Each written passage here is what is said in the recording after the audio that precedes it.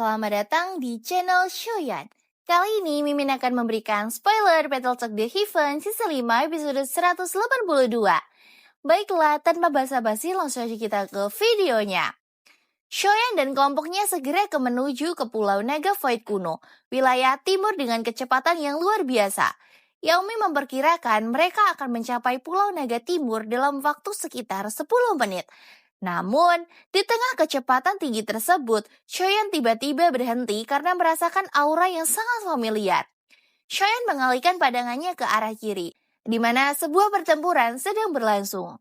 Di kedalaman alam kosong yang gelap, ia menyaksikan sebuah pertempuran berat sebelah di mana kelompok orang yang sedang dikeroyok oleh 10 praktisi kuat, termasuk 2 ahli di level Bangseng.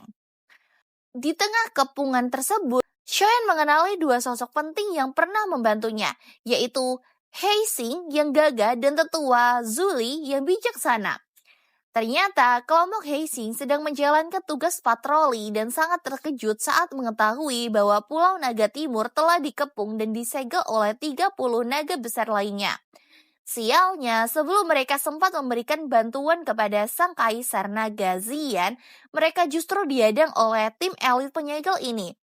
Dengan perbedaan kekuatan yang sangat mencolok akibat keberadaan 2 ahli bangseng di pihak musuh, kelompok Heising kini berada di ujung tanduk, terluka parah dan terancam dimusnahkan agar tidak ada informasi yang bocor. Pria tua berbaju zirah itu terus melontarkan ejekan kepada penantua Zuli, menyebut upaya penyatuan suku di bawah kepemimpinan Zian sebagai tindakan naif karena menganggapnya sebagai kaisar naga palsu. Namun, Zuli membalas dengan tajam bahwa jauh di dalam hati para pengkhianat itu, mereka sebenarnya tahu kebenaran tentang garis keturunan sang kaisar dan telah melupakan aturan sakral suku mereka sendiri.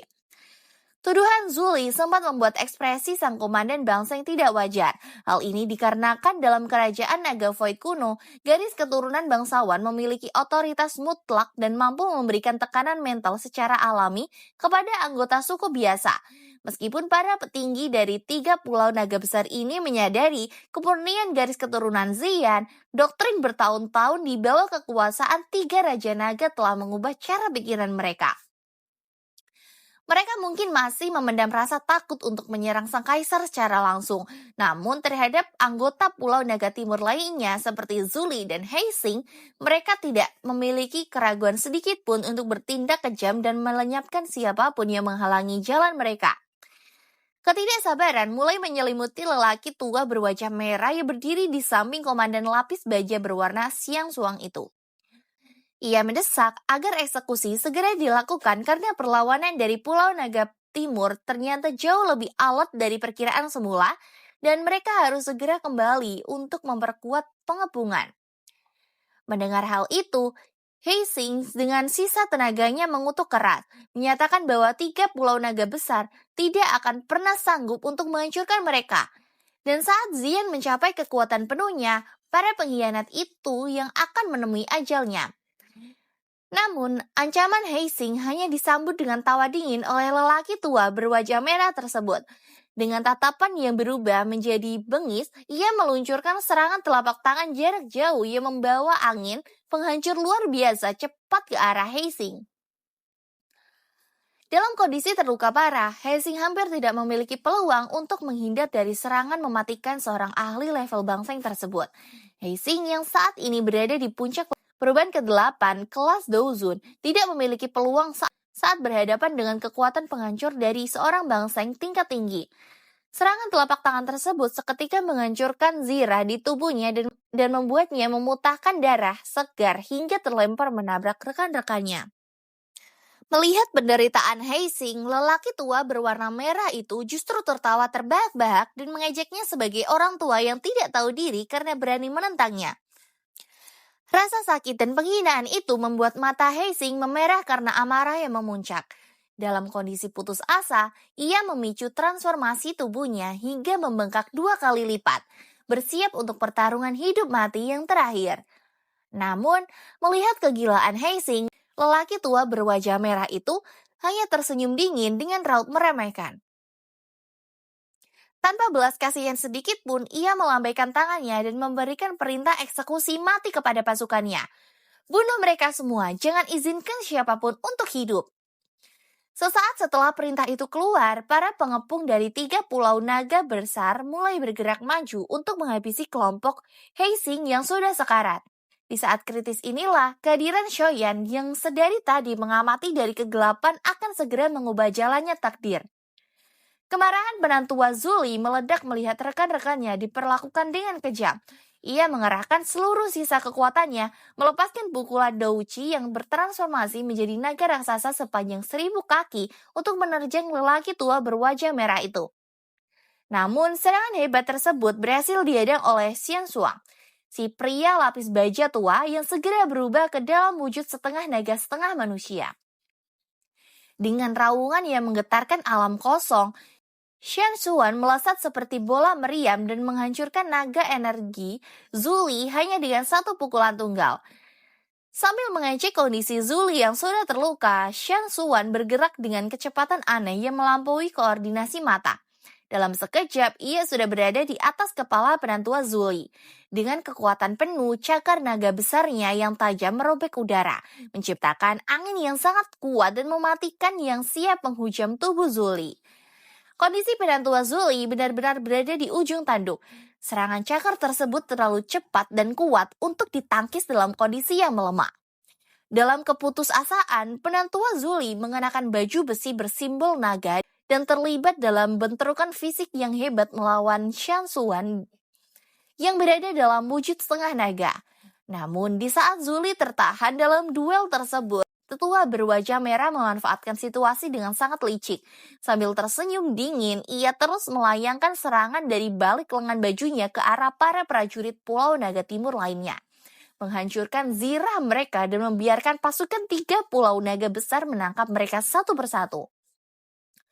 Melihat saudara sukunya diperlakukan seperti buruan, Heising benar-benar kehilangan kendali. Dengan kemarahan yang meluap-luap, ia menghajar 2 penyerang di depannya hingga terpental, lalu melesat dengan kecepatan kilat menuju tetua berwajah merah itu. Heising berniat mempertaruhkan nyawanya demi memperhatikan satu pukulan balasan, meskipun ia tahu lawannya memiliki tingkat kekuatan yang jauh di atasnya. Situasi di medan tempur ini telah mencapai titik didih. Para pejuang Pulau Naga Timur hampir habis disapu bersih, sementara 2 pemimpin musuh masih mendominasi dengan kejam. Tetua berwajah merah itu tertawa meremehkan saat melihat serangan nekat Heising. Baginya, Heising tidak lebih dari seekor semut yang mencoba menantang naga. Ia mengepalkan tinjunya yang kini dilapisi sisik naga yang rapat, lalu melayangkan pukulan yang kuat yang memicu ledakan sonik di udara. Benturan keras itu memang sempat membuat sang tetua mundur setelah setengah langkah karena kekuatan fisik Heising yang besar. Namun dampaknya lebih mengerikan bagi Heising. Seluruh pembuluh darah di lengan Heising pecah seketika, menyeburkan darah ke segala arah diiringi suara retakan tulang yang memilukan. Tubuhnya terlempar jauh hingga 10.000 kaki ke dalam kegelapan alam kosong sebelum akhirnya terhenti dalam kondisi tak berdaya. Heising terbaring lemah dengan tubuh yang bersimpah darah. Pukulan dari ahli level bangseng itu telah menghancurkan seluruh energi di dalam tubuhnya. Hanya karena ketahanan fisik ras tenaga Void kuno yang luar biasa, sejalan tubuhnya tidak meledak berkeping-keping saat kesadarannya mulai memudar dan pandangannya mengabur, Heising hanya bisa meratapi nasibnya dengan pasrah, menyadari bahwa jarak kekuatan di antara mereka terlalu mustahil untuk dijembatani. Tetua berwajah merah bernama Huozan muncul tepat di depan Heising yang sekarat melalui fluktuasi ruang. Dengan tatapan dingin dan tanpa emosi, ia meredahkan tubuhnya, meletakkan tangan di atas kepala Heising seolah bersiap melakukan eksekusi akhir. Kilatan niat membunuh terpancar jelas dari matanya yang keruh. Sementara, ia dengan sinis menjanjikan kuburan naga sebagai tempat peristirahan terakhir bagi Heising. Melihat rekan seperjuangannya di ambang maut, penantua Zuli yang tengah terdesak berteriak dengan mata merah darah mengancam bahwa Kaisar Naga atau Xian tidak akan pernah membiarkan Huozan lolos jika ia berani membunuh Heising. Namun Huozan hanya menggelengkan kepala dan mengejek balik. Baginya, Xian hanyalah figuran yang tidak akan bertahan lama menghadapi kekuatan gabungan 3 Raja Naga besar lainnya. Sambil menatap Heiqing yang masih berusaha mengumpulkan sisa tenaganya untuk perlawanan terakhir, Wozan berbicara dengan nada belas kasihan palsu. Ia memuji kekerasan hati Heiqing, namun menyayangkan karena prajurit gagah itu telah memilih pihak yang salah dalam perang saudara ini. Tangannya mulai dialiri energi mematikan, siap untuk menghancurkan kepala Heiqing dalam satu gerakan cepat. Wozan, sang tetua berwajah merah, mulai mengerahkan kekuatannya untuk menghancurkan kepala Heiqing. Dengan senyum kejam, ia membisikkan kata-kata terakhir yang menghina, menyatakan bahwa kemenangan mutlak berada di tangan 3 pulau naga besar dan Heiqing tidak akan kesepian di alam baka karena banyak rekannya yang akan segera menyusul. Jari-jarinya yang tajam mulai merobek kulit kepala Heiqing, menciptakan 5 lubang berdarah yang mengerikan. Namun tepat di saat ia memberikan dorongan terakhir yang mematikan, suasana seketika berubah menjadi sangat mencekam. Wozan tiba-tiba merasakan sebuah tangan yang terasa sedingin es mendarat dengan tenang di atas kepalanya sendiri. Kehadiran misterius ini begitu cepat dan sunyi sehingga seorang bangseng sepertinya pun tidak sempat bereaksi. Sebuah suara lembut namun membawa ancaman kematian yang nyata berbisik tepat di telinganya. Katakan padaku, apakah menurutmu kamu akan mampu menghancurkan kepalanya lebih cepat dariku melakukan hal yang sama padamu? Mendengar ancaman itu, tubuh Wozan seketika membeku layaknya patung. Ia menyadari bahwa nyawanya kini berada di ujung tanduk, digenggam oleh seseorang yang memiliki kecepatan dan kekuatan yang jauh melampaui dugaannya. Ketakutan yang luar biasa ini berbalik menyerang sang eksekutor yang tadi begitu sombong. Heiqing yang telah pasrah dan menutup matanya menanti maut, seketika tersedak saat mendengar suara lembut yang sangat ia kenali. Begitu membuka mata, ia tertekun melihat sosok kurus Shoyan yang telah berdiri tepat di sampingnya. Ketakutan Heiqing berubah menjadi keterkejutan yang luar biasa karena melihat tangan Shoyan sedang menekan kepala Wozan dengan santai. Sebuah posisi yang secara instan mengembalikan keadaan dari eksekusi menjadi penyanderaan. Di sisi lain, Wozan, sang tetua berwajah merah, benar-benar mati kutu. Tubuhnya kaku tak berani bergerak sedikit pun karena ia bisa merasakan kekuatan penghancur yang amat nyata di atas kepalanya. Dengan nada gemetar namun masih mencoba membawa nama besar sukunya, ia bertanya siapa sosok asing tersebut sambil memperkenalkan dirinya sebagai penantua dari Pulau Naga Utara. Dalam hatinya, Wozan diliputi kepanikan yang mendalam. Ia merasa ngeri, bagaimana mungkin ada monster yang mampu mendekatinya tanpa terdeteksi sama sekali oleh indera seorang ahli level bangseng. Ekspresinya berubah-ubah antara ketakutan dan kebingungan. Menyadari bahwa nyawanya kini benar-benar bergantung pada getaran tangan pemuda di hadapannya itu. Shoyan memberikan perintah dingin kepada Wozan untuk melepaskan Heiqing. Namun, tetua licik itu mencoba bernegosiasi dengan mengusulkan agar mereka melepaskan sandera masing-masing secara bersamaan pada hitungan ketiga. Mendengar hal itu, Heiqing yang setia justru berteriak mendesak Shoyan untuk membunuh Wozan saja. Wozan sempat merasa geram dan ingin menghancurkan kepala Heiqing saat itu juga. Namun, kekuatannya terhadap Shoyan jauh lebih besar sehingga ia memilih untuk tetap pada rencana pertukaran. Secara mengejutkan, Shoyan tersenyum dan menyetujui usulan itu dengan santai. Begitu hitungan ketiga diucapkan, Wozan merasakan tekanan di kepalanya menghilang, sehingga ia segera melempar Heiqing ke samping dan melesat pergi secepat kilat untuk menyelamatkan dirinya. Setelah berhasil melarikan diri ke jarak aman, Wozan akhirnya bisa melihat sosok penyelamat Heiqing yang jelas. Ia sangat terkejut mendapati bahwa orang yang hampir menghancurkan kepalanya ternyata adalah seorang pemuda yang sangat muda. Dengan nada yang mencampur adukan rasa penasaran dan ancaman, Wozan memperingatkan Shoyan agar tidak mencampuri urusan internal suku naga Void kuno, seraya menggertak bahwa 3 raja naga besar berada cukup dekat dan bisa membuat Shoyan mustahil untuk melarikan diri jika mereka sampai datang. Namun, Shoyan sama sekali tidak menghiraukan gertakan Wozan.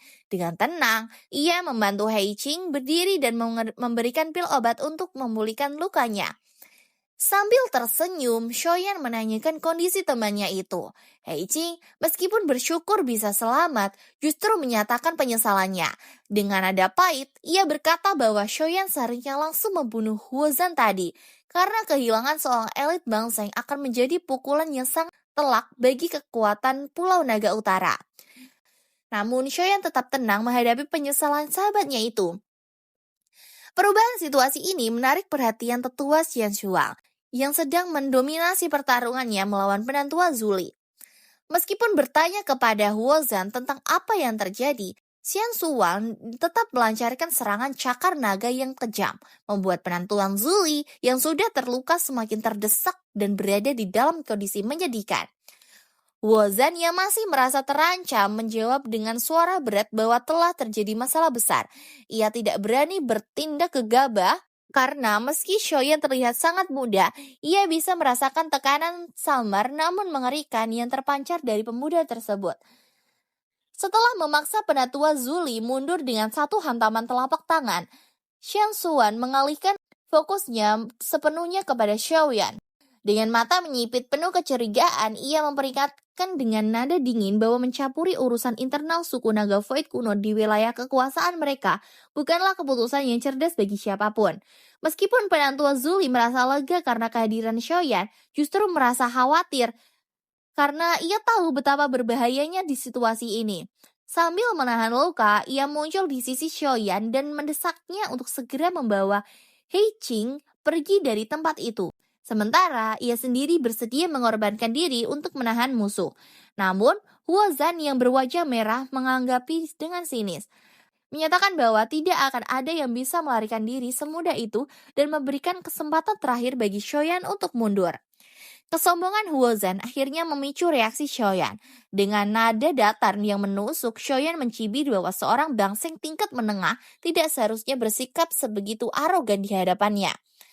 Tanpa peringatan lebih lanjut, Shoyan melangkah maju dan seketika menghilang dari pandangan mata, membuat suasana di alam kosong itu menjadi sangat mencengkam. Huozan yang merasakan bahaya besar segera berusaha mundur secepat kilat, namun upayanya sia-sia. Kecepatan Shoyan yang berada di level yang berbeda, sebelum Huozan sempat menjauh, sebuah tangan besar sudah merobek ruang di depannya dan mendarat tepat di atas kepalanya sekali lagi. Diiringi suara sedingin es yang menggetarkan jiwa, Shoyan menunjukkan bahwa melarikan diri darinya adalah sebuah kemustahilan. Peringatan dingin Shoyan yang mengancam nyawanya jika ia berani bergerak 1 inci saja membuat Huozan benar-benar terpaku. Dengan gemetar dan suara serak, ia akhirnya menyadari kenyataan pahit di depannya. Sosok pemuda di hadapannya bukanlah sekadar ahli biasa, melainkan seorang elit Douseng. Huozan kini benar-benar berada di bawah kendali Shoyan. Sementara, Xian Shuang yang hanya bisa memandang dengan ngeri dari kejauhan, Shoyan tidak membuang waktu untuk berbasa-basi. Dengan gerakan terlihat tenang namun mematikan, ia menekan dahi Huozan hingga menciptakan lubang berdarah. Seketika meruntuhkan aura kuat sang bangseng. Tanpa memberi kesempatan untuk melawan, Shoyan menorehkan segel energi di dahi pria itu yang langsung mengunci seluruh douqi di dalam tubuhnya. Mengubah seorang ahli tingkat tinggi menjadi manusia biasa yang tak berdaya. Hanya dalam hitungan detik, Shoyan kembali ke sisi Heiqing dan melemparkan tubuh Huozan yang lunglai seperti barang bekas. Sambil terkekeh ringan, ia mengingatkan Heiqing bahwa tidak perlu sampai mengorbankan nyawa untuk menangkap orang seperti ini. Heiqing menerima hadiah tersebut dengan tatapan kosong. Sosok bangseng yang tadinya tampak seperti dewa mematikan yang tak tersentuh baginya, kini tak lebih dari seonggok anjing mati di tangan Shoyan. Ketakjuban yang sama dirasakan oleh penantua Zuli. Ia hanya bisa menelan ludah dengan susah payah, menyadari betapa mengerikannya kesenjangan kekuatan di antara mereka. Ya, mungkin cukup sekian saja ya dengan spoiler dari saya tentang Battletoads The Heaven Season 5 episode 182 ini. Kita tunggu saja penyelesaiannya setiap hari Minggu ya. Saya minta maaf apabila ada kesalahan baik kata yang disengaja maupun tidak disengaja. Terima kasih yang sudah menyaksikan video ini. Sampai jumpa di video selanjutnya. Bye-bye. Wassalamualaikum warahmatullahi wabarakatuh.